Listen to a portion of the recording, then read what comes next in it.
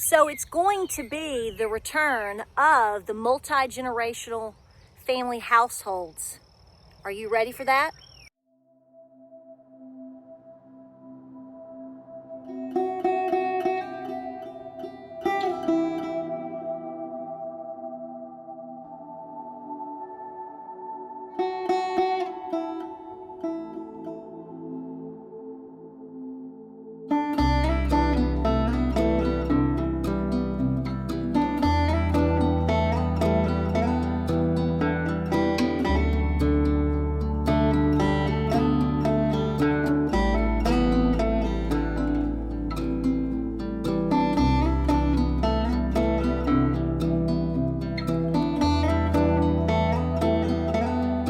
Hey guys, welcome back to the channel. Welcome to Appalachia's Homestead. Here with you today. Thank you for being here.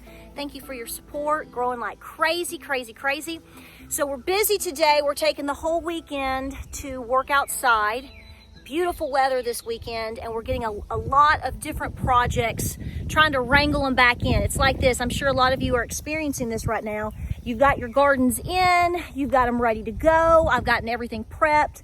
Side dressed, hilled again, weeded, clipped. It's like, come on, baby. You know, we're in the waiting period. I mean, there's still some maintenance and things like that we have to do. I have to do daily or every other day, water or whatever, but it's probably going to be another 3 weeks until we really start to see a whole lot of stuff come in. Although we're seeing blueberries turn, and we have beautiful squash blooms and all kinds of beautiful things happening. But this is the time to go, okay, now we can switch gears and get back to other things on the farm. We've got to get the stanchion finished. I am going to be trying to bring, Lovey is still in milk, so the goal is to finish that. What it is a stanchion, and it is a shed, a she shed, because it's all, you know, all my cows, so that they can have shade and they can have more protection in the winter.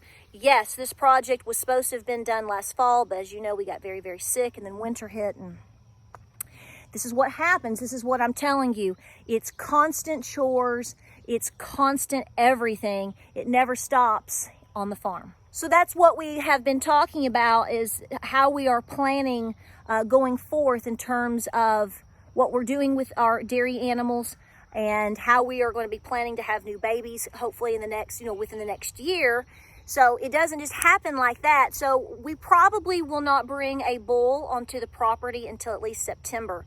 We could have already done that, clearly, but what I wanted to do was wait and make sure that little Cookie Butter was at least 13 months old before we do that. She was born late last August, so we're looking at really around September. She would be, pushing right at the 13-month mark, and that would be the perfect time to have her bred. You can look up all those statistics and articles and suggestions and stuff like that, but that is the number for dairy cows. So we're going to work on other projects until then. So I'm not, we're going to set that up. Hopefully that's going to go well. That's going to be obviously in September, maybe even October, but that's the plan right now, always subject to change. But this is what I want to talk to you about today, because I talked about it on a live stream yesterday. Got a little fiery, didn't I? Well, that's just how it goes around here. But I want you to be thinking of subjects and different things, because I would bet a donut a lot of you may not have thought about this yet. Now, before I continue on, I first want to say thank you to Mr. Dan at I Allegedly, the channel. Y'all check him out. You're going to love his channel. He is so nice. He sent me one of his silver coins. It's the coolest thing you've ever seen. He actually has, as James, I think he did joke about it, and James wrote his mug on this beautiful new coin. We went to the post office the other day. We got a lot of gifts from you guys. Thank you so much. You do not have to do that, but I thank you. And I just want to recognize just how wonderful you guys are.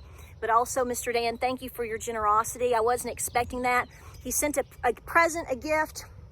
I did not enter his contest. I wanted to win, but I didn't. We didn't. And by George, he sent one anyway, and I thank him for that. So guys, check out his channel. I listen to his channel every single day. I really, truly enjoy it. I think he's funny. I think he is sincere. He just tells it like it is. He's just very relaxing to listen to. He's not high strung like me, so you might prefer that. I don't know. Listen to us both. Get the best of both worlds. But thank you again, Mr. Dan. It was such a nice surprise and a beautiful letter, and we just appreciate you. So thank you, thank you, thank you. So I'm going to go ahead and tell you right now. I'm going to try to get up here out of the sunlight. James has gone to the dump. We had to take he's taken all the trash. Imagine how much that's going to cost for people just to take trash off the property, just to go and take, if you live rural, we don't have trash service. We got to load up the truck once or twice a week, depending on what's going on, and drive to the dump. We are $4.59 a gallon as of late last night. At the rate we're going, I'd say by the end of next week, maybe sooner, I don't know, we might be $5. Again, we're working towards a lot of problems continually, which goes back to you need to be preparing, but you also need to be mentally preparing very quickly and thinking of scenarios that maybe you thought you would never, ever have to deal with. See, this is the thing. I did some research this morning, not much because I don't have a lot of time to sit and read today, but multi-generational families. Okay, so what is that? That's basically, when you look at it and you think about it, a lot of you may be living this way right now for different reasons. You're taking care of your mom and dad. Maybe your son had to move in with you. Maybe the grandbabies are there as well. This was a very common thing, folks, especially here in Appalachia. Not because, we thought living with grandma was cool, although living with grandma is cool. But my point is this is how people what they had to do in order to survive and to literally avoid poverty. So again, today I'm getting messages, comments, different things from people all around the country about different things that they're seeing and things that they're having to do because people are losing their jobs already. Okay, I want you to understand, and I say this to myself just as much as you. A lot of times when I'm talking to you, I'm talking to me too. Because it's so unbelievable, the devastation that we are living in and that we are entering in at the rate that we're going. And like we've said so many times, so many months, so many years, nobody's coming to help you. You're going to have to help yourself. You're going to have to defend yourself, and you're going to have to pull together with your family. Have you considered the idea that you're going to have to take in family members, not because they're a bunch of scallywag leeches, because that's what everybody jumps to and saying, well, they're not going to mooch off of me, and they're not going to do this, and they're not going to do that. Well, maybe that's not their intention. What if it's actually you? Are you trying to mooch off somebody right now? I hope not. Surely not one of my followers. We'll have to have a tongue lashing if so. But my point is, we don't know how bad this scenario can get. We can say this is going to happen. We predict this is going to happen. All of these things. I have a visitor. Hang on. She lives right over there. Yeah, here she's circling back. I've had her in videos before. She lives in those treetops over there. That's one of our red-tailed hawks. But okay, so hey, she's saying you better listen up, people. But my point is, we have truly no idea exactly how things can roll with the economy right now. Food shortages. How expensive is gas going to get? Okay, stop right there. We can talk about these things, we can predict these things, we can imagine these things, but really, do y'all know what that's really going to feel like? I'm going to say no. I'm not even going to pretend to try to know, because I don't think anybody truly has lived through and understands the potential of this devastation unless they truly probably were an adult during the Great Depression. Most of those people are already gone. So, and even with that, I even talked this morning, James and I were talking about what happened in 2008. I'm like, that's a cakewalk compared to what's going on right now. But here's the thing. People are getting laid off. You probably should expect you're going to start seeing a whole lot more of that. I have people right now contacting me, comments on YouTube and personal messages, people I know. Their sons are losing their jobs. This lady in Texas just sent me a message this morning talking about, she wanted me to pass this along to you all. She works for basically Miracle Grow. If you go to the store and you buy, she was talking about that the plant can't operate at times because they're not getting products in to make their product, that the fertilizer shortage is a for real issue, going to potentially get worse, and that they are already laying off employees. She said, thank God I'm still safe, but they're laying off people and they're probably going to continue to lay off people. My point is, you need to expect this as time is ticking. Time keeps on ticking, right? Expect it.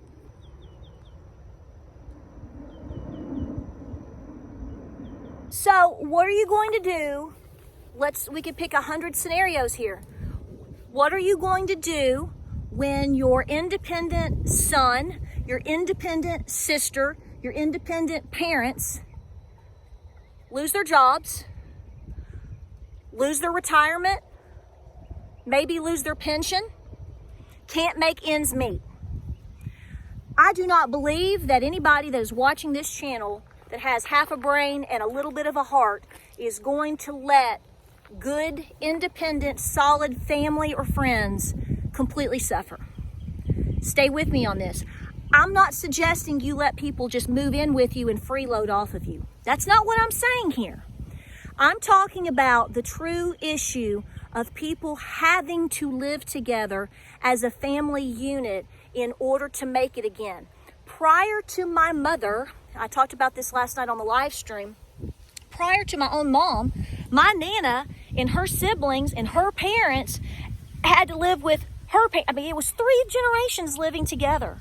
And basically over time, it stayed that way until the kids eventually moved off.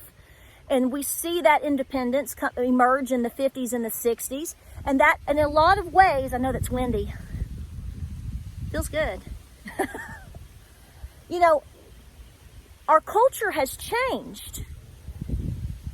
Now, some of you, again, like I said, are doing this or have done it. I'm not saying it doesn't exist, but I'm saying a lot of it doesn't exist because people are trying to just eat and avoid poverty. People probably still do it because they're caretakers, okay? Or things are a little bit tight. But to go as far as beyond what we saw in terms of like the Great Depression, post-Great Depression era, coming into World War II, et cetera, people 100, 200 years ago did this without even thinking. This is the way people had to live. We've just gotten away from that. So I'm going to ask you again, because I want this conversation is simply to make you think about it. Because I know there are people that are like, is she serious? Jeb, what's she talking about? Does that mean I got to take in your mama? Yes, you might.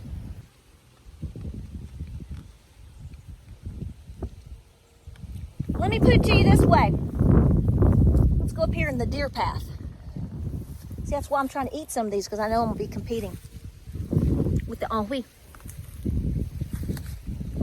I don't know one single person, woman in my age category or a little bit older maybe, or anybody that's a mother or mamaw, especially a mamaw, especially nanas out there. They're not going to let their grandbabies go out and just be in poverty. Of course, you're going to help your son or daughter. You're going to take them in. What I'm doing here is trying to make you see and realize that these days are more than likely upon us. So if you think that's a possibility, I can tell you right now, we are preparing for something like that. We don't want it to happen. It may not happen. We pray it doesn't, okay? Nobody wants these things to happen. But when they happen very quickly. When somebody loses their job or something tragic happens, it's not something you go, yeah, I think Jim Bob next week might, you don't know. They just happen. So how are you going to react to that when they can't make their rent? They can't make their house payment anymore. He can't get a job. Where's he going to get a job? Assuming things get really bad. He may get a job, but it may only be half of what he was making before.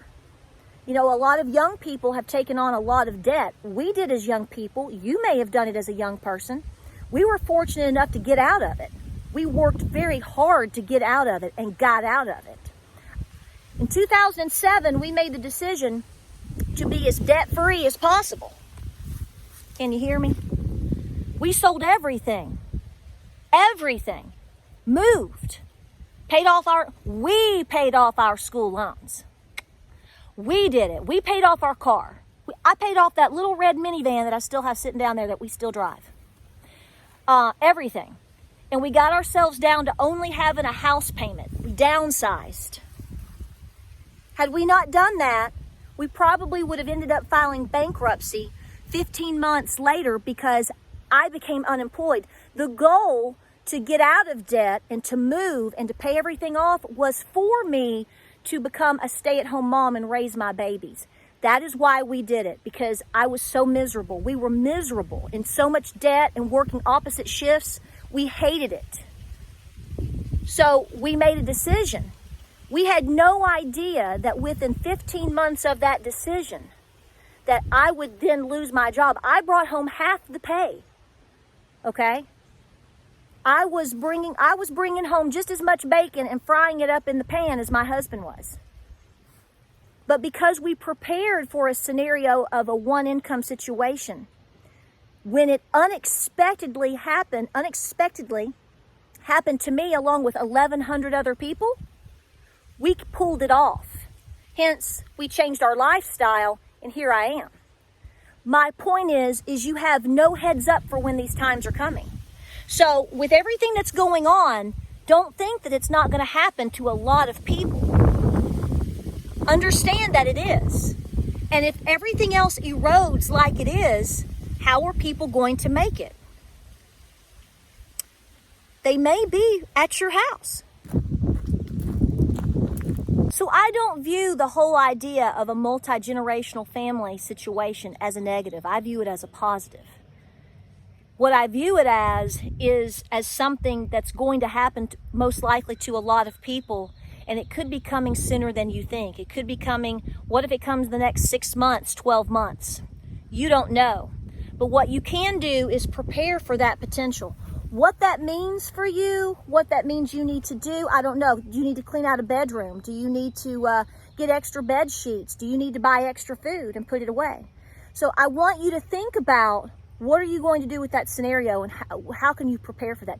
This is why we tell you to prepare and to over-prepare, because you're going to face situations that you didn't plan for, beyond what you can't plan for. That's what that big cushion is for. It's just like if you renovate a bathroom or something, or a bedroom, I don't know, pick a project, and they say you might want to consider your budget 10 to 20% over what you want to do because there's going to be unexpected scenarios with that. Same thing. Now, again, I tell you to think about it and prepare for it, but I also want you to think about how you're going to approach this subject with your family, because I think you need to talk about it. You may get tuned out, but at least you said it. Just like here. You may not believe anything that I say. Okay. You may say that's a bunch of hogwash and I'm not going to do it. Okay. At least I said it. You did hear it. It is what it is. What if it's you that somebody has to take in? Somebody that you love, somebody that you trust. You know, strength in numbers on a homestead in a community is a good thing. So this is why I tell you to have these conversations, because there needs to be expectations. Everybody has to work, baby. Everybody can bring something to the table. Think about if an unexpected scenario happened, but that person had been trying to prepare, had food, had self-defense, think about how that actually in turn could strengthen you, could bring physical strength to your home and to your gardens and to all the things you may have to do, on top of everybody having to work so hard just to make one household run. You know, back when my Nana was a little girl, you would have 3 of the 4 adults working, doing different things. My grandparents, my Nana, my Papa, at times they didn't just have a job. My Papa would do different things. He had a job, then he would paint, then he had a printing press. He was hustling 3 things at one time. And this was in good times. Good times. So what's it gonna be? So I'm gonna close out the video here and back down the driveway. It's too windy. So my family's preparing for this. James and I, we're preparing for this. We're doing things such as, like, we're getting whatever we can get to make sure we have strength in terms of food, whatever we can do. We're making sure our septic tank has been cleared just in case. We're making sure our secondary shower is running and no problems. I'm making sure that I have an extra bed, extra sheets, extra towels. Some of you aren't going to like this conversation. Some of you are going to be totally against it. Some of you are going to think that I'm silly. I don't think so.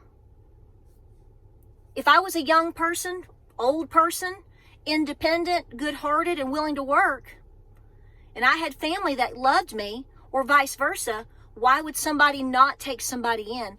This is the whole point. I think a lot of people are just not there, maybe, to the potential of this happening. And I think you better be thinking about it quick. Maybe I'm wrong, but what if I'm right?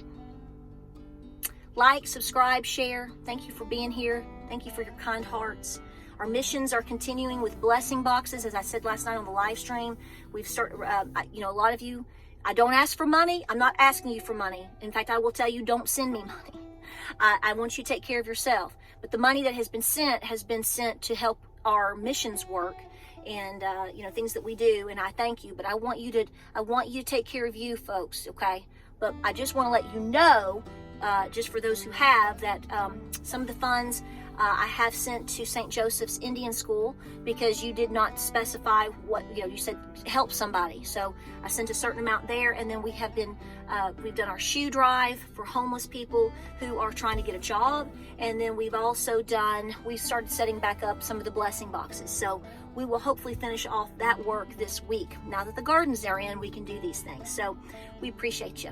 Stay safe out there. Keep doing what you're doing. Don't let anybody talk you down in terms of trying to talk you out of what you know is common sense in terms of what's going on here. Y'all know, okay? It's tough, and it's going to get tougher, and we're going to have to help each other. The more you're prepared to be able to do those things, the better it's going to be for everybody. That's what Granny did. We'll see you on the next video.